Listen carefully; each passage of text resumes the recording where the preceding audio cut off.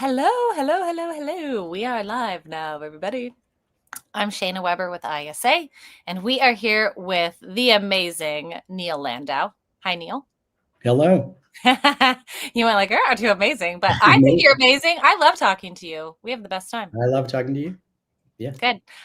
We are here tonight to talk about Neil's book, TV Writing on Demand, What's Now and What's Next. This is the second edition of this book.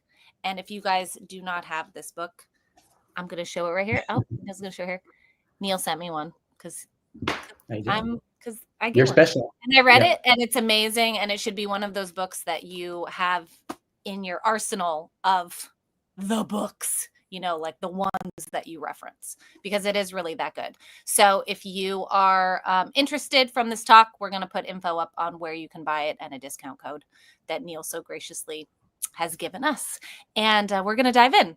If you guys do not know who Neil Landau is, you can obviously Google him. I will just read the little bio on the back of the book and make it a lot easier.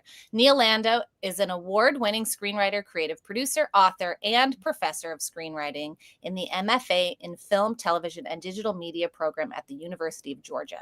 His screen credits include the teen comedy Don't Tell Mom the Babysitter's Dead. If you haven't seen that, shame on you. From 1991, and the 2024 remake. The Goya Award-winning animated feature, The Adventures of, how do you say that? Tadeo Jones, and it's 2 sequels, which are fantastic, by the way. I've seen the first one. I haven't seen the sequels. Oh, thank you. And the TV series Melrose Place, The Magnificent Seven, Doogie Howser, MD, The Secret World of Alex Mack, Twice in a Lifetime, and MTV's Undressed. So Neil's the real deal. He's out here doing the thing for real. So we are excited to talk about this book. I guess we're going to dive right into the title and what this is about. It's the second edition of the book. So what made you decide to do another edition of this book? Well, so much has changed since I wrote the first edition. So at the time, streaming and the streaming wars were really heating up, and broadcast television was starting to fade. And also what's called linear television was starting to fade. Linear television, if you don't know, is shows programmed in time slots with commercials. So it's like, because I'm getting old now, what I grew up on, you turned on the TV, whatever was on, you watched. And if you missed an episode, you had to wait till the summer to watch a rerun. So there was a big sea change that happened in the TV landscape, kind of very similar to what happened in the music business with, radio, and then, it seems like forever ago, but 8-track, cassette, CDs. Now everything's downloading. And so what happened with Napster and iTunes, television really sort of followed in that path. And so interestingly enough, so there's similarities between the first edition and the second edition. One of the differences was that because we're consuming TV differently, it seemed to make sense to me, and I started to observe the patterns of it, that we were writing television differently also. Because with streaming, the commercials for a time, and then I'll talk about the new edition, but basically when I was teaching TV pilot classes at UCLA, where I was for many years before I moved out to Georgia, for years and years, you would write to the act break. And, then with streaming, I started to tell students, well, you don't really need to write to the act break anymore, because you're probably writing, I would encourage them to write a premium cable, high-end cable like FX or AMC, or a streaming show. And so you didn't really need to write to the act breaks because there are no commercials. And then I'd even say, because I started to notice people doing it more and more, especially with pilots, that there just were no act breaks in the script at all. So that was in the first edition of this book. In, however many years it's been, commercials are now returning. So we went from over 530 scripted shows, before the pandemic, to now probably we're going to see about half that number. And we went from, when I was growing up, there were 3 networks: ABC, CBS, NBC. Then we added Fox, so there were 4. Then we started to see so many platforms. I mean, Netflix it's still the dominant one, but everybody knows if you pull up your TV and see all the apps, there's just so many, there were too many. And so they started to cannibalize each other, paying a membership fee, a subscription fee to keep that going. It started to go up because production costs went up and because there was more competition with streaming. And so for a lot of people, when the streamers started to realize, well, hey, even though we're making quite a bit of money with monthly subscription fees, it's not enough. This is not a sustainable business model. We need commercials. So all the streamers except for Apple TV Plus are now offering a lower priced subscription fee where you watch commercials. And we're also going from like Disney Plus is merging and basically going to be absorbed under Hulu, and many of the broadcast networks have a streaming component. Like NBC has Peacock, and ABC is Hulu, and CBS is Paramount Plus. So basically across the board, commercials are coming back. And so now I'm telling students, because I've just taught today a TV pilot writing class, put the act breaks back in to your pilots, because you want people to see that you want to demonstrate that you know how to do it. Also, even back in the day of like Deadwood was a really great, wonderful show that David did. It was on HBO. Because he came out of the NYPD Blue writing room in that world of broadcast television, he always had act breaks, even in the Deadwood scripts that were on HBO where there were no commercials. So a lot of TV writers and producers and showrunners really like act breaks because it forces you to have turning points and twists and turns in your show. You don't want super obvious, heavy-handed ones, because then it just feels like you're forcing an act break, which you don't want to do. So, but you do want to be mindful that about every 10 or 15 minutes in a 1 hour, you want to assume that the audience is getting a little restless and wants another nugget of information. Audiences, want to participate in whatever the process of discovery is part of why we keep watching a show. And, if you look at, obviously people are still watching a lot of television, but millennials and baby boomers are watching the most television. Gen Z and Gen Alpha are not watching as much television because they're playing video games and they're on TikTok. And the only reason I mention that is because I think one of the big attractions of video games, which are, just so incredibly popular and by far eclipse all other forms of media in terms of how many people are engaging, is that it's interactive. You're participating. Sure. And even though when you're watching a television show, you don't have a controller in your hand, you're not actively participating. But I believe that the best shows that really pull us in, the audience is participating because we're making discoveries along the way and we're connecting with the characters. And so the commercials and the act breaks kind of service that. It sort of if it were like a fire, you keep stoking the fire. And so I do think the structure of that can be very helpful. So the second edition addressed that and how, in some ways, because commercials are coming back, how would I say it? I'm not saying that it's going back to being more formulaic because of commercials, but the way you structure your show is going to be a little bit different if you're thinking about it that way. Netflix is still offering the binge model where you can watch all the episodes at once in most cases. But a lot of shows don't do that, and they have to get you to come back next week. So that end of episode cliffhanger is still extremely important. So that was one thing to really update and change. Another thing, the one thing that's not changing is on demand.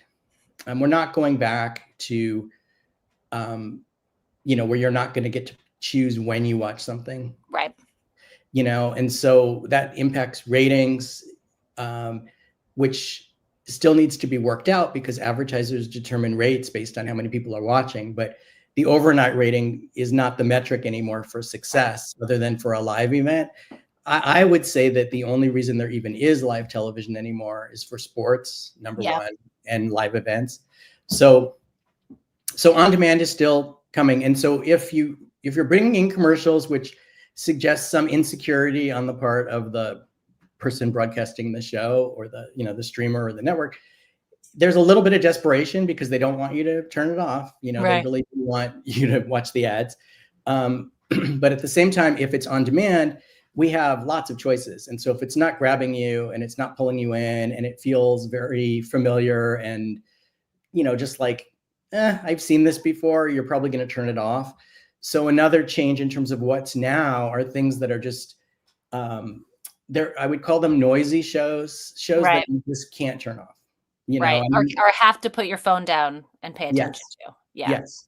I mean, I think in terms of just even selling something now, which is harder than ever, we can talk about that because there has been a big contraction in the business. Yeah. There has to be something about it that is undeniable in terms of how fresh it is, how authentic it is, how provocative it might be, and how it's just I can't give away ideas of students in my class, but like I have several today that they did their pitches because it's the last class of the semester. And, I'm like, you have taken something that is a very familiar genre and you've put a spin on it that's uniquely your own. And I've never seen this show before. I have so many students, and the ones, so another change is the things that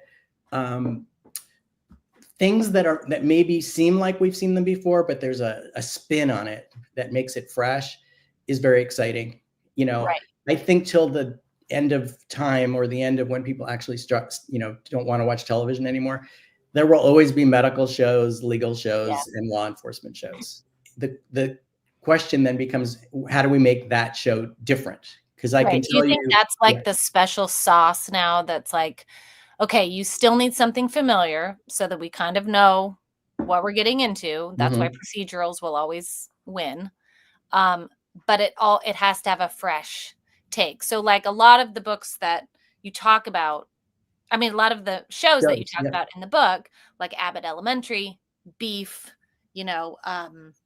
Reservation Dogs, Severance, Squid Game, all of those seem to have kind of that special sauce to them that's like, okay, we kind of know format wise like what we're getting into, but they're all very wild and like you said, noisy.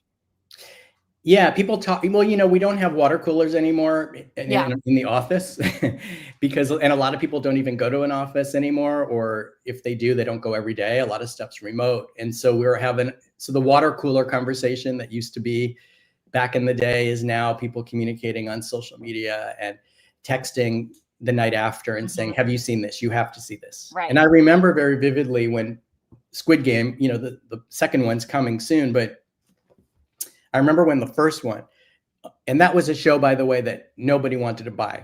They could not sell it. It was just, and I write about that in the book. But anyway, probably within a day after the Squid Game aired, and it's a show from South Korea, probably 10 people within a day said, "Have you seen Squid Game?"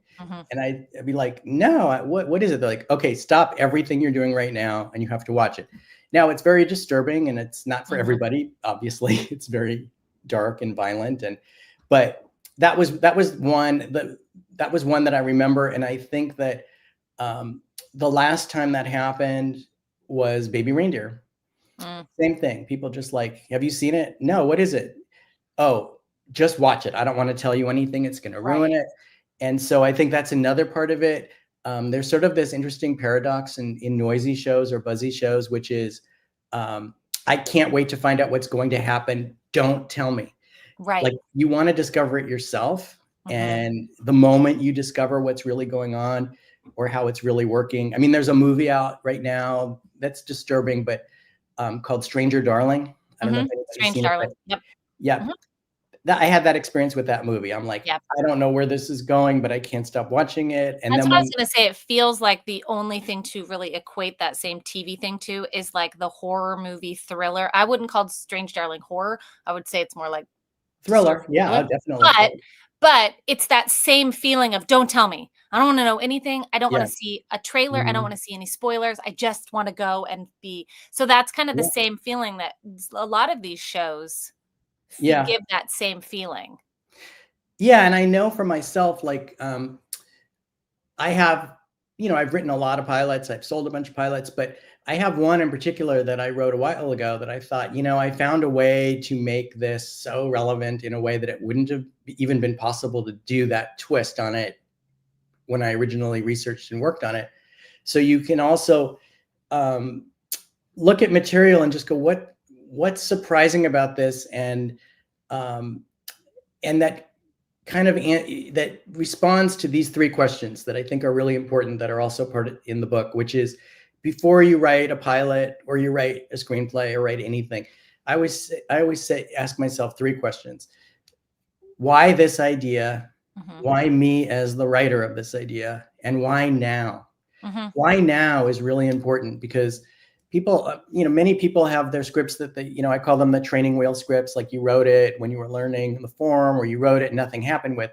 But some of those you may think about, wow, this is it was strangely prescient when I wrote it, and it's so timely right now. I mean, even if you see Wicked, which probably most people have already seen by now because it's making so much money. Wicked is so timely and relevant right now. And it much more than it was at the time when I saw it. I didn't think about it quite the same way as I'm seeing it now.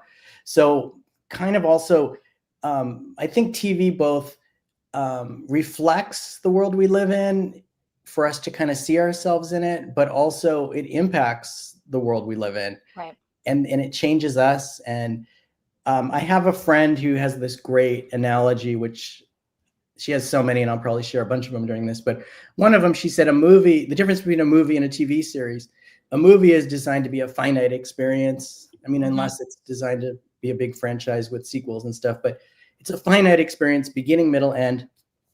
TV, beginning, middle, open end. Right. Structurally. But what my friend Sarah Vickler says is, a movie is a communal experience. It's designed to watch it was anyway. And this past weekend, a lot of people did go to see Wicked or Gladiator 2 in the theaters, but it was designed to sit in a communal space and experience it all at the same time. With the energy of all the people and energetically. Yeah. Yeah. And if it's scary, it's scarier when you're in a room together. And if it's funny, everybody laughs. And she was saying a television series, especially one that is serialized, and I believe with on demand, other than an anthology, all series are serialized now. We can talk about why, but it's really links to on demand, which is that nobody misses an episode anymore and you can just catch up. She says a serialized television show is more like a second life. And so the idea is that you tap in to somebody else's life on demand and you get to know them from the very first episode. Many shows now jump around in time a lot. So some episodes are in the present, then maybe there's one that goes back to their past and you learn their, family of origin and all these things. And you feel like they're your friends and you worry about them and you invest in the decisions they make. And when they make bad decisions, you cringe and you feel like, no. And that's another thing that makes a show noisy, which is, why are these characters making these decisions that seem self-destructive or are not necessarily rational? But these are the shows that pull us in. And I think the reason they do is because people are making decisions based on emotion. That's really interesting, that aspect of that, of like now, and just giving writers some tips and tricks on that front. If you're trying to create this type of, almost like be watching your friends, new friends in a situation that you may never find yourself in, like the Great North of, Game of Thrones. What are like the key things that you should make sure that you are thinking about or putting on the page as a writer to grab that emotional kind of connection? Yeah. Great question.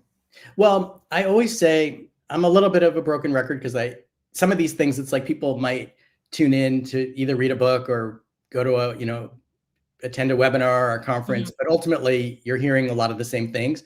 Things do shift. But the thing I say over and over and over again is, as a writer, our North Star, the main goal is empathy.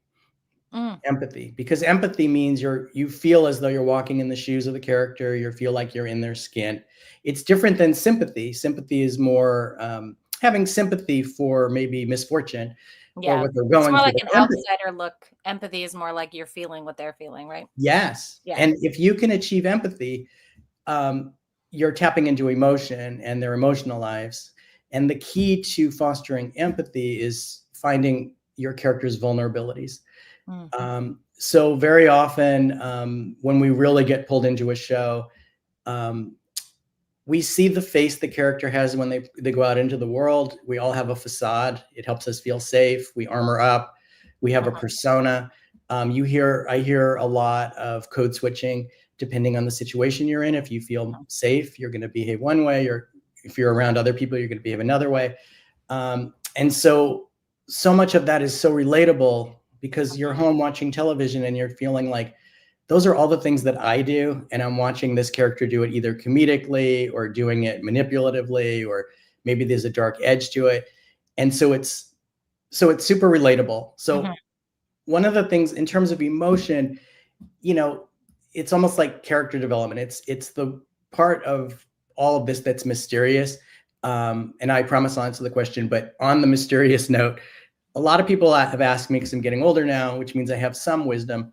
Am I worried about AI replacing screenwriters?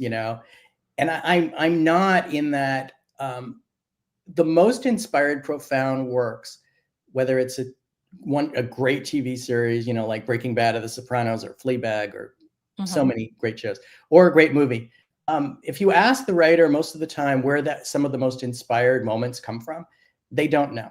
Yeah. It's like, I don't know. It just occurred to me, and I find when I'm teaching writing classes, I want them to learn, because they have to, if they want to go into the television business, they have to learn how to do beat sheets and outlines. But most of the time, the true inspiration comes during the writing process, when you're just in the zone and stuff just occurs to you.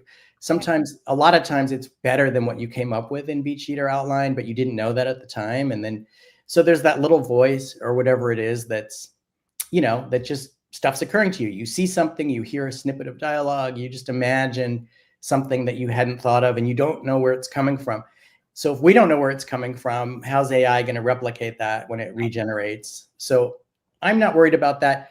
Do I believe, and this is not disparaging Law and Order writers or procedural writers, but I do think probably, ChatGPT can learn how to write a Law and Order episode. I mean, there is a formula.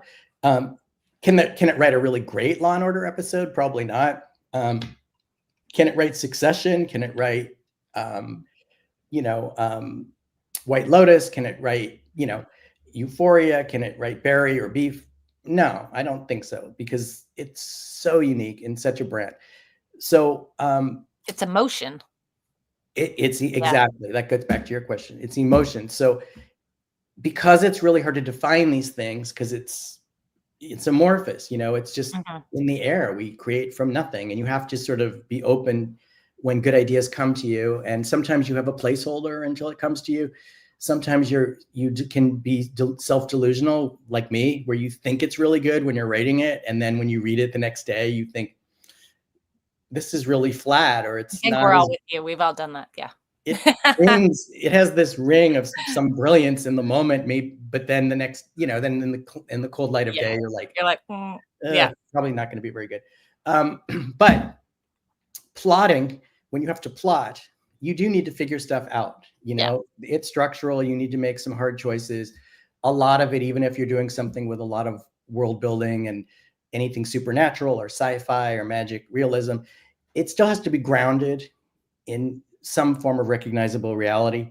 The way I define grounded is not go to your room, but what if this really happened? Even in this magical realm, what if this really happened? Because then it's going to trigger what's a human emotional response to this situation. What makes it interesting is if you have 100 people would react, 99 people would react this way in this situation. One person wouldn't. They'd react very differently, maybe the opposite way. That character is so much more interesting than the 99 people who all reacted the same way. Because then you think, well, why did that person act that way? Why did that's interesting. Suddenly you're paying attention more. And so back to plotting just for a sec and keeping it grounded so that we go, okay, I recognize the world. What if this really happened? That means it happens in a world that we kind of all acknowledge exists as, we all experience life differently, but we can all recognize elements of the world that seem familiar, that go, okay, that's a world that seems like December 2024. What I tell students when they're having trouble connecting to characters or even to their emotional lives is just write the scene and get the plot down. What has to happen in this scene? What do you need to accomplish in this scene? And you can do beginning, middle, and end. You'll probably hack off the beginning because you can start probably closer to the middle. You might cut off the end of the scene because there's maybe a sharper cut, and you can create more plot momentum by telling the story in the cut, where you cut out early and cut to something. But just write the scene, much like if you were writing an essay. You put down what you have to cover in your essay. What's your thesis statement? What do you want to cover in the essay? Just get that down, and then add emotion. Then start to go, well, how's this character feeling? Where did this character just come from? What mood are they in? What kind of a day are they having? Are they being triggered by this particular person? What's their history? You know what I mean? And that's when you get to layers of things. And the layers will always be emotions. Something else I like to say, it comes in threes, like the why this idea, why you, why now. 3 things when you're looking for dramatic tension in scenes, or especially if you're a newer writer, when you're working on a beat sheet or an outline for a pilot, you might give it to someone to read. And sometimes I'll think, there's so many of the scenes don't have any conflict. It's like, it's sort of moving the story forward, but there's no dramatic tension. I'll usually say, where's the heat? Because you want there to be dramatic intensity and heat. And so dramatic intensity and dramatic tension in scenes, and all scenes are repositories for tension. The tension's going to come from the 3 things. Here's the threes. The 3 things that we cannot control. The environment, and we are sure knowing this now, the environment can include technology, things in the cloud. We can't control other people. And sure can't. We try, but we generally can't. And we can't control our emotions. And that's the most controversial one, but it's true. You can say all you want. I am not going to let this person get to me. I'm not going to get angry. I'm not going to cry, whatever it is. Anything you suppress, it has to come out. So it might not come out as tears in that moment. It might come out very differently. But so I'm always kind of looking for that. And most of the time, like in the example of 99 people would do this, but this one person would do that. That person's doing it based on emotion or something that the other people aren't even considering. They're just some past trauma, something that. Maybe the 99 are reacting emotionally and the 1 is acting very logically. And maybe that's why they do the different thing. It depends. But what makes your character iconic and different than other characters is probably a very good way to start. And then why are they like that? How do you think shows like these new, just amazing shows, and there's obviously answers like, Reservation Dogs is Taiki, what and like, and White Lotus, we kind of understand that, but how do you think writers now, if they're trying to kind of get through those gatekeepers, break through with new shows, how like, what's the thing when you read something that makes you go, this is it, this is like, this writer has the chops, or this show is like something? Is there anything that you recognize over and over when you're reading something that's like, yep, this is different than like this pile over here? Yeah, well, number one, and I mentioned it a little bit already, is authenticity.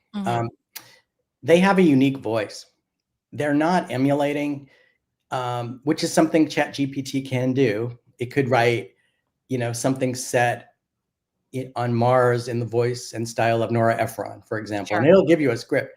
But when you don't have that, what is that? If that makes any sense. So, when somebody said to me about this book, it's called What's Now, What's Next? so I can talk about what's now, and the book talks a lot about stuff that's doing well now, and so a lot of those shows continue. What's next is you. Mm. Your show with your voice and sensibility is not in this book because it doesn't exist yet. Right. So what's new, what's next is you. And somebody was saying, well, what is that thing? And I said, it hasn't been written yet. Yeah. It's, I mean, Baby Reindeer didn't exist until, it started out as a Fringe Fest thing, just like Fleabag. But the other thing is just really bold choices. And it's usually, not all shows, as we all know, have cold openings or teasers, but I love a great teaser. I love a really great, clever teaser that I hadn't, something that I hadn't seen before that just kind of hooked me in and tells me something about the character, and something about it is just so clever. Is there a great teaser that you can think of that's like one that kind of like you reference if you're talking about that? And I know I might put you on the spot because whenever I'm asked anything like that, I'm like, I've never seen anything in my life and I don't know anything now, so I don't know if there's one that kind of jumps out at you that you reference. There are so many, but one that I like to reference, which it's an adaptation of a book, but I love the Orange is the New Black teaser because it has 3 timelines, and it's just woven together so beautifully. I love the Barry teaser because I remember talking about Barry when there weren't that many dramedies on, and it starts where he's in a hotel room and he comes out of the bathroom and there's a dead guy in the bed. And I pause it for a second and say, okay, this is a comedy. And you don't really know Barry's a comedy until he's on the plane and he starts to argue with his handler and stuff about money. So I think that's a really great one. Oh my gosh, there's so, I'm trying to think of one that's, I love the Boys teaser, the pilot for the Boys. Okay. Where the superhero flies into them and you're like, what? I think Breaking Bad, of course, extremely famous teaser with the flash forward. Yeah. Great one. What do you think they all have in common? Do they subvert expectation of what you're expecting from that to be? And then instantly you're like, oh, wow, I'm on to something different here. Yeah, they usually will. The Bear, another great show with, they usually, Succession also. There's just something, it's almost like, what's wrong with this picture? Right. Oh, that's a good way to look at it. Yeah. I have a friend who's a director I'm working with now, and she said she learned about something because she got her MFA in theater, and directing plays, and now she's a very, very successful TV director. But she said they would learn a lot and talk a lot about, and I wrote about this in the book, the presence of absence. The presence of absence. It's usually you're seeing something and there's something missing, and the thing that's missing starts to work on you. There's a piece of intrigue to it.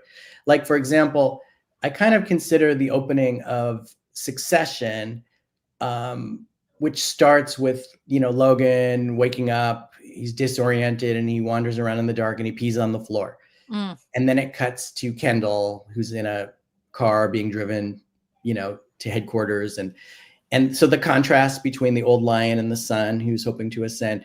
But I love asking students things like, why do you think Jess Armstrong, who created Succession and wrote the pilot, why do you think he started with Logan? Why did he start with him urinating on the floor? Right. Why that choice? You know what I mean? And people go, well, because he doesn't know where he is and he's getting older. He's developing Alzheimer's. He has dementia. And I'm like, yeah, all those things, but why that choice? And this also goes, and I'll link it back, I promise. This also goes to your question about what makes them stand out. Yeah. Hyperspecificity. So then with the Logan example, I'll say, well, what are there other animals besides humans that urinate places, and why do they do that? And then people are like, oh, he's marking his territory. I'm like, yes, think it's what the whole show's about. This is his territory. It's his domain. He's the top dog. He's the alpha. And that's going to come under scrutiny, and there's going to be a battle among his. Which then makes you think about territory. Yes. And is it his territory? And who's vying for that territory? Yeah. Yes. Or if you look at like Orange is the New Black, it starts with Piper and her voiceover. She's in the bathtub and she talks about, I think the first line is, I've always loved water. And she's taking a bath, a bubble bath. And then it cuts every single scene they show, because there's 3 timelines, shows her with water. And then it cuts to the prison and she's in the shower and she's made little slippers to go into the shower, not to get athlete's foot, I think out of tampons or paper towels or something. She makes little, and I'm like, why did Genji Cohn do that? That's not in the book. Why water? There's this metaphor. What is it? And again, I mean, it's fun when you teach a class and you're being Socratic and going, you want people to answer the question because you already know. It makes you feel smart. But anyway, but I didn't know. Like, I didn't read about it. And Genji Cohn never, I mean, I interviewed her, but I never asked her this. But what is Orange is the New Black about? Well, she goes to prison because she committed a crime a long time ago and never had to pay for it. And now she's going to clear her record. She wants to get clean. Oh, yeah. So I just love stuff like that. I love when it's subliminal and there's a metaphor that will run through things that you're not even quite aware of, but it feels very cohesive and it just lifts it up. It's the thing that the presence of absence. It's the thing that they're not telling you, but it's there and you don't really understand it. The Euphoria teaser, very, very famous, with she was born right before 9/11. All of that, but what's missing, you see the father disappears from the picture. And then you see her starting to use the drugs and they don't say a word. You just notice he's gone. And then you realize that's sort of playing on everything. So stuff like that, somebody somewhere, I think this last season that the show just ended. They have it's just gorgeous writing and they have great, great teasers, but they're focused on like very, very, very small behavior, and those characters are all super specific. And so you don't want a teaser that feels very general and generic and vague. You want it to be something hyper specific that links to these characters. To me, Beef, you could watch it on the text level and go, Beef is about 2 people trying to destroy each other because they're mad. But I think the subtext of Beef is it's a love story and they get each other. And if you watch it as a love story, it has a whole other, it resonates. It's about being seen. Yeah. Right? Yeah. I love Beef. Beef made me like, what is happening? Let's jump forward a little bit. So there's one chapter in the book. Chapter 9 is all about story tentacles. And I wanted to know if you could talk about what is story tentacles. This I did make up. Because I've never heard that, and it was super fascinating to me. And I was like, oh. Well, when you're, if you're going to be successful in television and have a career and be good in a room, you have to have what I call TV brain. And I equate TV brain to the Queen's Gambit, which is Beth, Anya Taylor-Joy's character. Yeah. When she's playing chess, she can think at least 3 moves ahead of her opponent. So she already knows she won the game before the person even realizes that she's won the game. And it's so much fun to watch.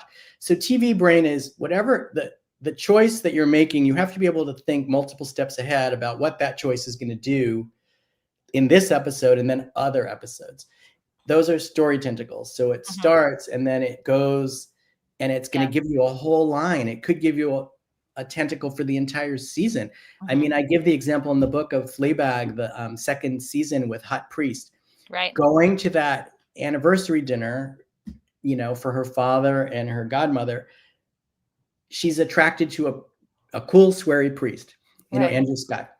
That could have just been one episode, but it's so rich. But she kept going with it. And you're like, it's never going to work out, but I got to see where it goes because what if it does? So when you're kind of in a room, a lot of times people will come up with a lot of different things. Like you hear the TV brain is where people are like, okay, what about this? And you pitch an idea. And then somebody might go, I don't know. And then they go, okay, if you're really good in a room and you have TV brain, you'll be like, okay, then what about this? And then if that doesn't work, or what about this? Or what about this? Or what about this? But all of those what about ifs are not equal. the ones that are the better ones, in my opinion, have the longest tentacle. It's going to affect other stories, other characters. It's the gift that will keep on giving. So you could make this choice and go, wow, that's a great plot line, but that's going to hit a dead end by the end of this episode. Or maybe we get, a half an episode more out of it. But then there's one that's a gift that we can just keep coming back to. I give the example in the book of Kendall's drug addiction in Succession, because he's clean in the pilot and then he falls off the wagon, and it's his Achilles, and it just, of all, a lot of people say, why was Succession so popular? It's about horrible people and they're all billionaires and selfish. And I think I always had a lot of empathy and sympathy for Kendall. Yeah. And some of it was because of his addiction, and some of it was because he had a conscience and he was so sensitive. He couldn't just walk away from things the way Shiv or Roman or Tom could. And they all just wanted to be accepted.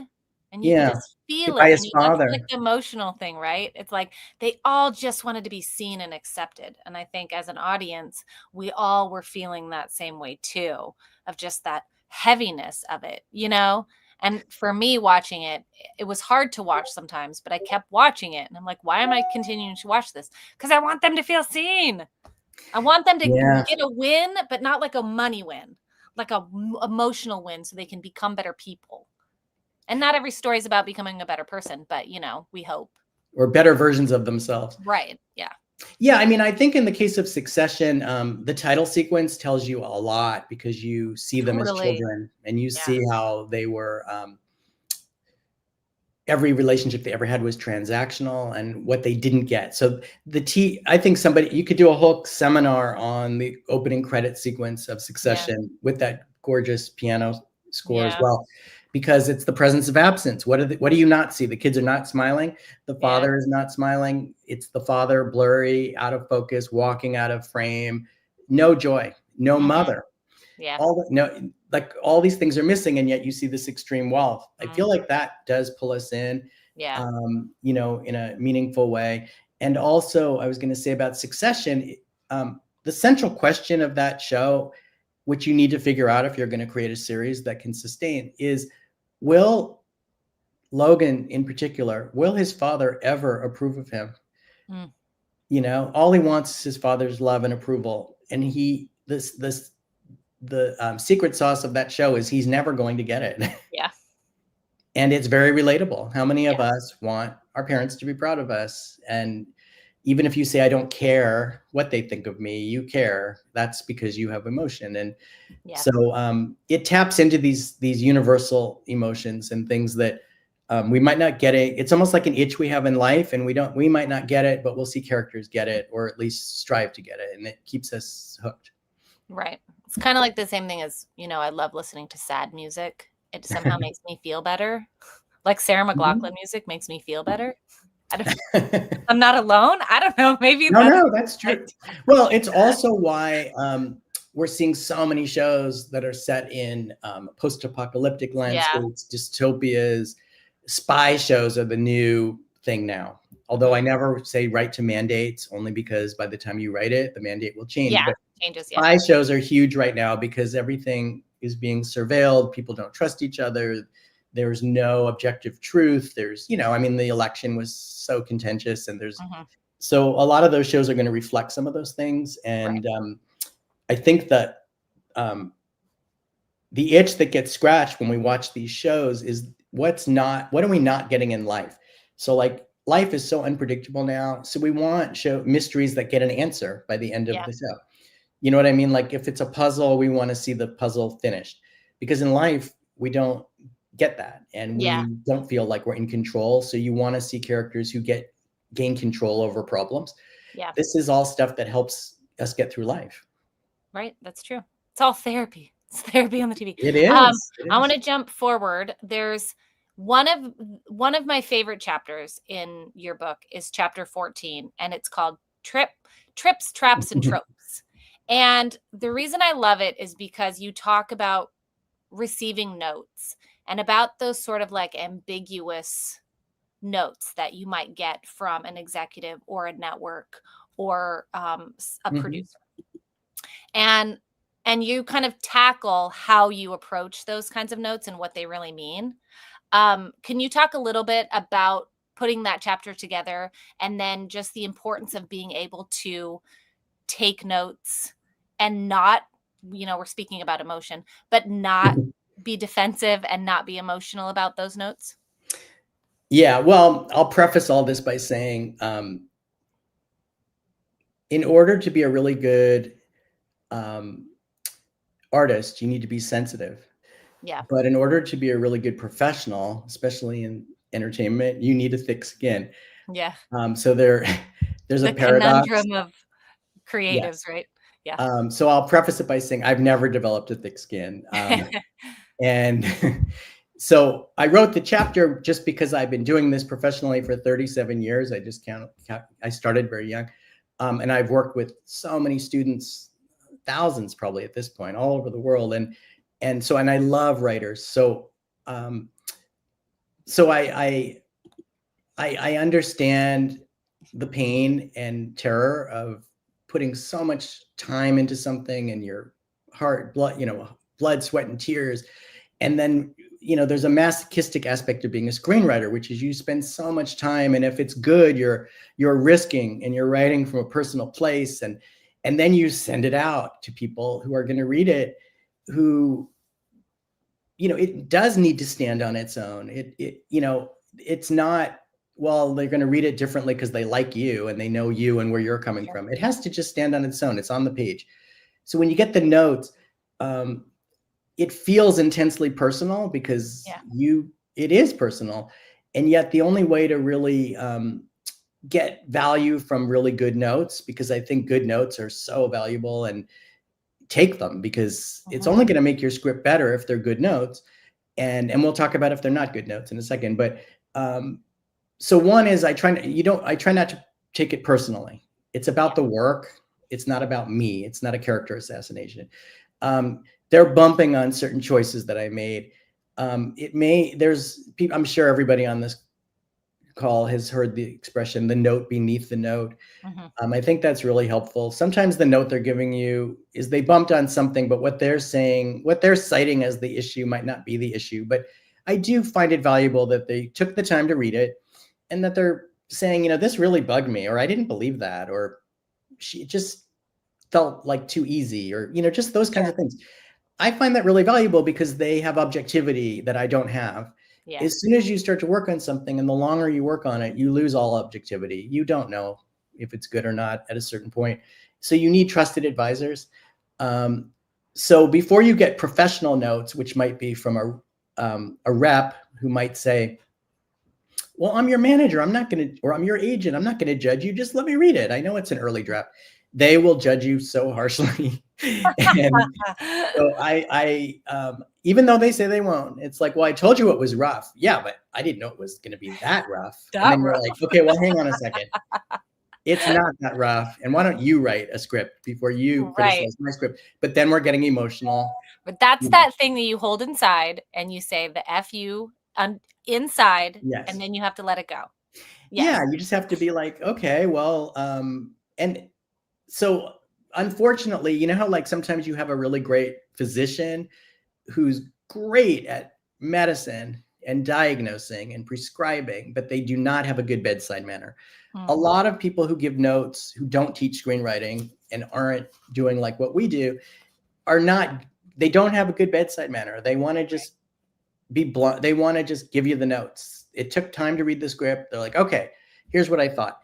And so just take it, and then you don't have to react. Don't get defensive at all. Just listen. The only time you want to speak up when you're getting notes is to clarify something that you don't understand,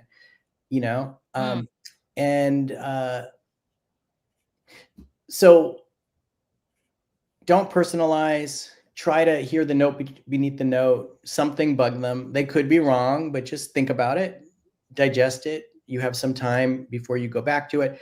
If you get a consensus of the same note from a lot of people, it's right, or it's almost always right. In terms of trusted advisors, before I give it to anybody professionally, a rep, a producer, an exec, I have several friends. We read each other's work. my roughest draft I give to the kindest person who is not going to destroy me. And they're going to have very good bedside manner. They're going to be nurturing, and they're going to, they're going to, the healthy way to give notes, which is what I do in my workshops, is start with praise. Yeah. Always start with the positive, because then the writer is listening. You got to validate that they worked really, really hard. Even if you didn't like it, it's like, I love this moment. I love this. I love the way you did that. So start with praise, then ask questions for clarification. Then they can ask you questions, things they didn't understand, and then you get to critique. But most people giving notes don't have time for that. They're just giving you the critique right away. They might say, sorry, I'm just going to say it. It stings, it hurts, but then it's sort of a gift. The other thing is, which is a little bit counterintuitive, is if somebody reads your script and says, I have a lot of notes. I have like notes on every page. To me, that's very good news, because that means that the notes are site specific and they're giving you notes on what you already wrote. The kinds of notes that tend to destroy me, and fortunately, it doesn't really happen this way. It hasn't for a little while. Maybe I'm getting a little bit better. The notes are, hi, I read your script. Oh, great. Thank you so much. So do you have notes? Let me pull up my script. Oh, no, you don't need to pull up your script. I have some general thoughts. General thoughts means, if you use a golf metaphor, like you are so far from the hole that we need to just talk about like how, like, what is this show? Like, what are you writing? Like, if they're going back to like square one questions, that's like, ouch, because it means you really missed the mark. It doesn't mean you can't fix it and it can't get better, but I like notes that are really specific, like dialogue notes and stuff, because I'm like, okay, wow, no structural notes? What'd you think of the structure? I thought it was great. How was the pacing? It was great. So what didn't you like? If they can't tell you anything they didn't like, you have a good chance of selling it, because when they don't have anything to say no to, they're like, maybe I don't have anything to say no to. We have to say yes.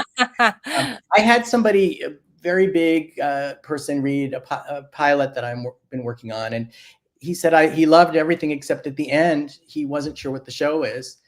And it really bothered me a lot, because I ended it on a note that I thought anybody reading this will think, oh my God, there's so many things that this ending in terms of story tentacles.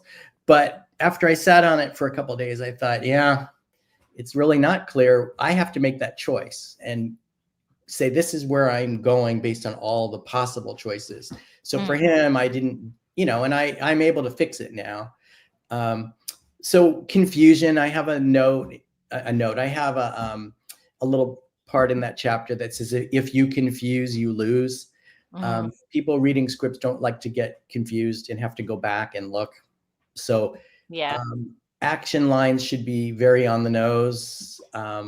Dialogue can be subtle and have nuance. But when you're describing something, I mean, of course you want poetry and music in the language, but you don't have to be overly metaphorical when you're just describing something. Just say what you want to say, and very economical. Flowery and fancy. Sometimes, I mean, the example I remember from like 30 years ago is somebody said, this was in a script of a student from UCLA, which was, he balls up the piece of paper and throws it across the room. It explodes in the garbage can.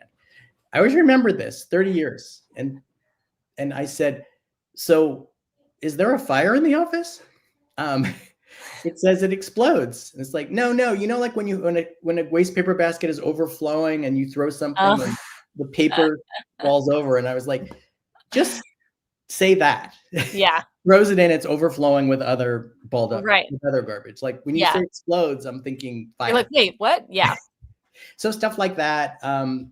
Anyway, there's a whole bunch of them. There's like tons and tons of possible notes you get, and when you get the note, what it tends to mean, and then maybe how to address it, because it's very specific. But there's so many great examples in there. I was like, oh. You have to do a lot of drafts. It takes a long time. It's very, very hard work. I almost always tell my students, it's not brain surgery, it's harder, because you don't have a brain, you don't have a scalpel, you have nothing, and you have to just figure it out. And there's no roadmap really other than your imagination, and you have to trust stuff that's occurring to you and put it down and then revise, and it's just a process. Right. If anyone has questions, put them in the chat. Otherwise, I'm gonna, and unless I see some, I'll keep asking our final things. We're gonna wrap up in, I would say, 10 minutes ish. So if you have questions, get them in there. Okay, so I know that like everything's shifting in the industry, and this last year has been sort of really difficult for a lot of people all across the boards. Trying to stay positive. Is there anything from your perspective, like what are you hopeful about? What are you excited about? What lights you up? What gets you like looking towards the future in a positive way? Wow, that's a great existential question. Well, we heard a lot of things on the campaign trail, and don't worry, I'm not going to talk about the election because anyway. But the things that we have in common far outweigh our differences. And so one of the things in the first edition of this book, which sort of followed a book I wrote, I think it was my fourth book, it was called TV Outside the Box. And it was about the advent of streaming. And one of the things was that TV had gone global. And it wasn't just American television being exported, it's shows coming from all over the world. And I feel like that plants seeds of empathy, because when you're watching a show about people living in a completely different part of the world with a completely different life experience, you realize it's so similar. Like they have a family and they just want to spend time with their kids or their friends, or, reservation dogs. It's a community of people who come together for support, and it invites you into that world and you see it differently. So I think that fosters more empathy, and that helps with compassion, I believe. So, technologically, we've never had the ability to be more connected 24/7. And yet, ironically, we've never been more disconnected, because we don't actually spend time in rooms together the way we used to. So what makes me hopeful is that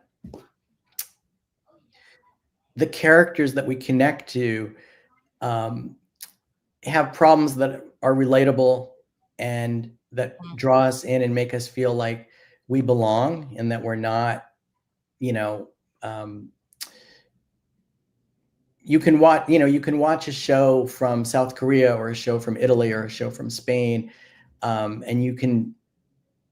for me, it sort of reinforces the power of the human spirit, and you can relate to their problems in the same way. And I think that's helpful because it fosters connection.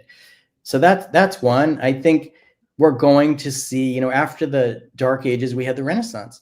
So it didn't last very long, but we had it. So I think with the threat of AI and all these things that are going on now in terms of people being fearful about less production, fewer shows, we're going to see some really brilliant, interesting things coming out of it that we haven't seen before.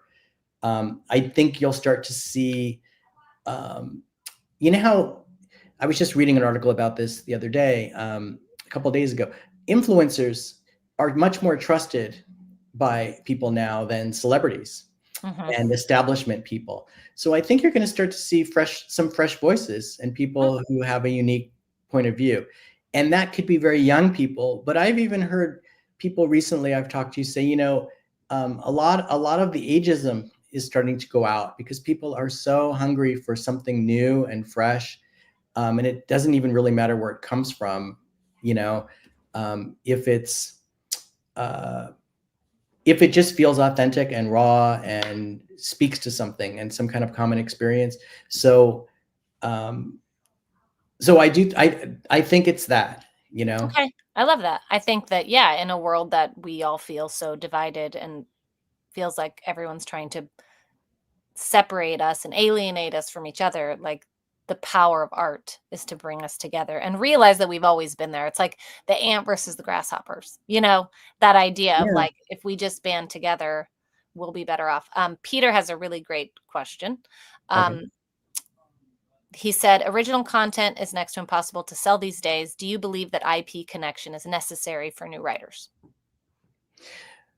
Well, it's a big question because what is the IP? The intellectual property, the source material is key. So if you have the rights to a best-selling novel, obviously it has a lot of value, but that's very expensive. I have a student this semester who's writing about an obscure a murder that was racially motivated in the South. Being in the South, where I'm from New York and I've only lived in LA and New York, but I got this opportunity to help build a film school and start an MFA program here. And it sounded exciting. There's so much production and activity happening in Georgia. I find that just telling a story that's centered in Georgia or in the South from a different experience creates living, breathing, walking IP in the writer, him or her or their self.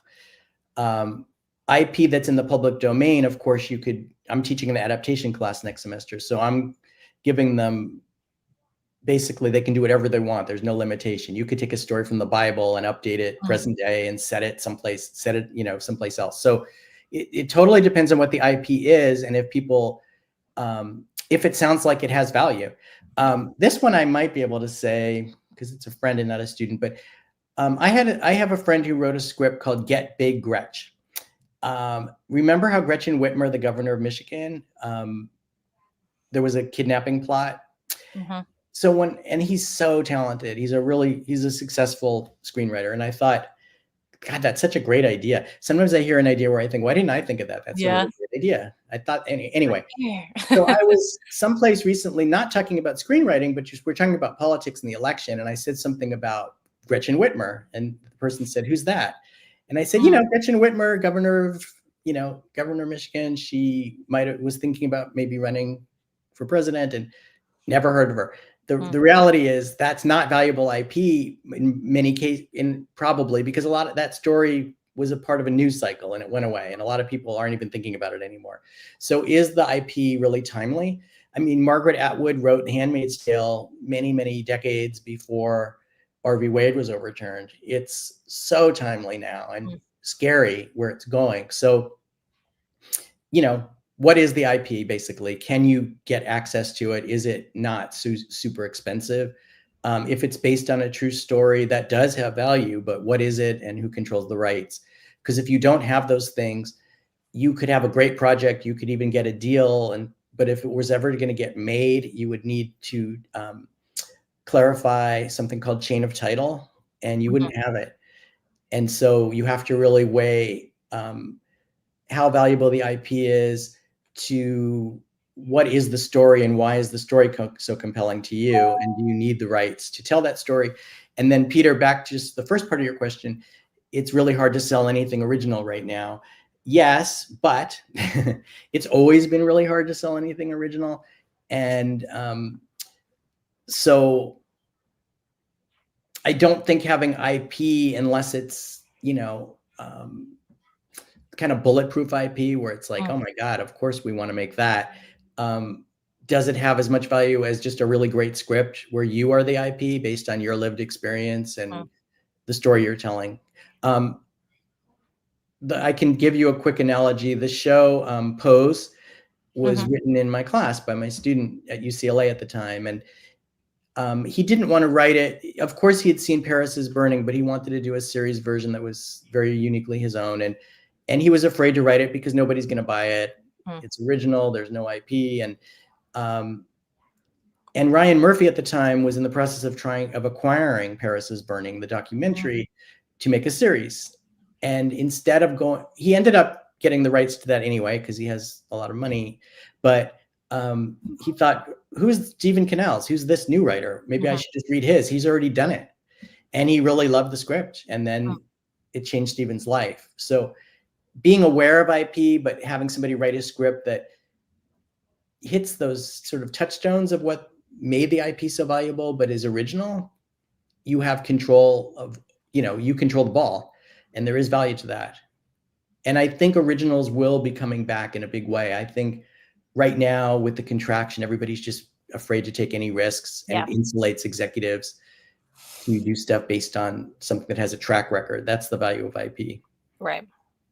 I love that answer because I feel like we're all discouraged by this idea that we absolutely need IP, and it's hard, you know, to do that. And I feel like collectively we all want original stories, even viewers to producers. It's just fear-based. So I love that answer, that like, okay, continue forward with your original ideas and make them bold, like you were talking about through, and what's in your book, bold, emotional, empathetic, like all of those things. I think that's such great advice. Okay,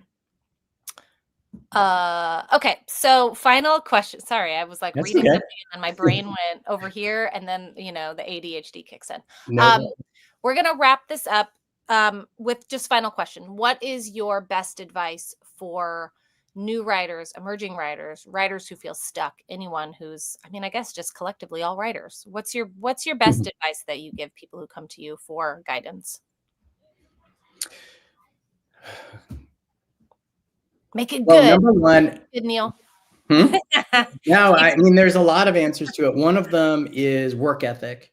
You have to put in the work, the time, and it's very hard work. It's not glamorous. So a lot of people have ideas. You know, Stephen King's talked about this. He says that talent is common. It's as common as table salt, he says, and he's the most prolific writer ever. It's what you do with it, you know. And so many people, you know, you travel, somebody, I'm sitting on a plane, what do you do? Oh, I'm a screenwriter. I have an idea for a movie, and they want to pitch it to you and whatever. But most people are not going to do it. So keep writing is really the answer. Don't get daunted to the point where you give up, because then you become a writer who gave up, and you gave up on your own dream. You're always one script away from, or you're potentially one script away from something that could change your life and launch your career. I mean, it happened with Stephen Canals. I've seen it happen with so many of my former students. It happened with me.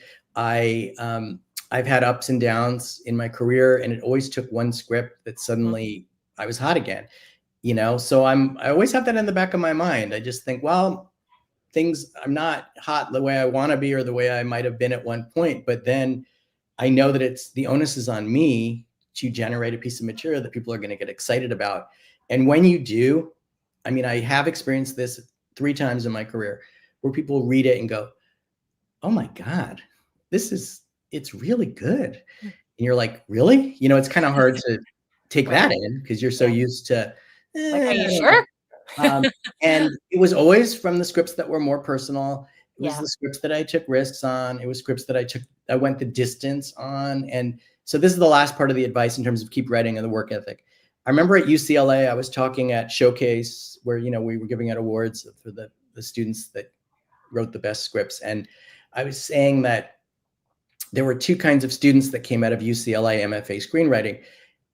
There were the students who and they were all wonderful and talented. I mean, I'm not disparaging anybody, but there were the students who just wanted to finish the damn script. You know, writers always want to be finished. And part of getting notes that makes the process of getting notes hard is that, you mean I have more work to do? You mean I'm not done? Yeah. I'm exhausted. I want to be done. Yeah. The ones at UCLA who just wanted to be done were the ones who didn't make it. Right. The ones who were like, hey, I came up with an idea that wasn't in beat sheet or outline, and we never even talked about it, but what about this? And if I might be like, oh my God, that's so much better. If they're like, right, and they're excited about it and a little, you know, frustrated, but it means you have to pull the whole script apart. It might mean starting over, but they need to, because they know they came up with something better than they had. So what I say is you have to be open to the better idea when it comes, even if it means so much more work, because nobody cares that you did the extra work. They just want the script to be great. It has to be so great. It has to be A+++. And you might be listening to this or watching this and going, but I watch so much crap. What are you talking about? That's true. A lot of times people write great scripts and then write crap for money, you know, like, and nobody's trying to write crap, but it's just, you know, you got to crank stuff out sometimes. So anyway, don't be afraid of extra work. You have to put it in. It might mean missing a party or a barbecue, or, you know, you got to make an appointment with yourself to write, schedule writing hours, keep those hours. You know, nobody's ever going to care about your script more than you do. So all of these kinds of things will keep you going. And the reason that you can actually make it as a screenwriter, if you have talent, which is as common as table salt, is that you stick with it, because most people give up. It's just hard. And it's not a get rich quick scheme, especially now. You know, people aren't getting paid as much. So it's not like you know, I remember when I sold my first screenplay, I felt like I won the lottery because there was a bidding war and it changed my life. But like, if that's probably not, that doesn't happen very often. So the process of writing, the joy of having written, and for me, if I'm not writing, I'm depressed because I know I should be writing. So it's easier for me to write than not to write. Right. And so those are all the things I think but it's about the work. Right. That's such great advice. And I feel, one, attacked, and two, I feel motivated. And shamed. No, I didn't mean to. What, I have to write to be a writer? What are you talking about, Neil? You have to write. Yes. All right. Thank you, everybody, for being here. Go get this book. I'm telling you, it's really, really great. There are case studies about these shows. There's so much information in here that is practical and useful. It's not just one of those that you're going to read one time. You're going to get those little sticky things and you're going to put them in there, and you're going to have this book on your pile with story and whatever other ones that you like. It's going to be there. So go get it. We have a discount code. It's on the screen. And thank you so much, Neil. As always, I love chatting with you.